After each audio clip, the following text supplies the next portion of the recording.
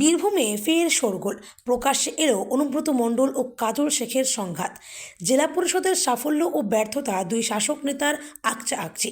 কেষ্টর বক্তব্য, জেলা পরিষদ পিছিয়ে গিয়েছে, তবে তার দাবি উড়িয়ে পাল্টা চক্রান্তের অভিযোগ কাজল শেখের।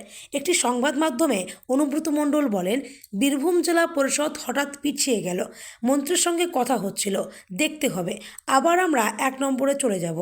4বার আমরা রাষ্ট্রপতি পুরস্কারও পেয়েছি। তারই পরিপ্রেক্ষিতে মঙ্গলবার সাংবাদিক বৈঠক করেন বীরভূম জেলা পরিষদের সভাধিপতি কাজল শেখ।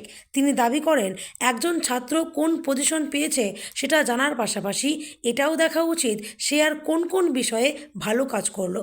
15 ফিনান্সে পিছিয়ে থাকলেও বাকিতে ভালো অবস্থানে আছেন। যে টাকা পড়েছিল সব টেন্ডার হয়ে গেছে।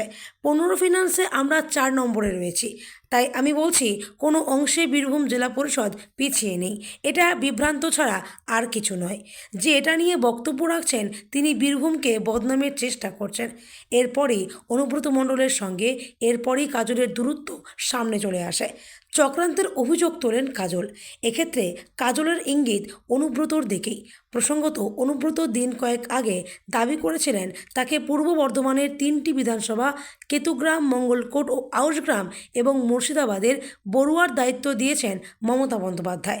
আজ কেষ্টর সেই দাবিকেও নস্যাৎ করে দেন কাজল শেখ। যতক্ষণ না মমতা বন্দ্যোপাধ্যায় সুব্রত বক্সি না বলছেন, ততক্ষণ অনুব্রতর দাবি তিনি মানেন না বলেও জানালেন কাজল।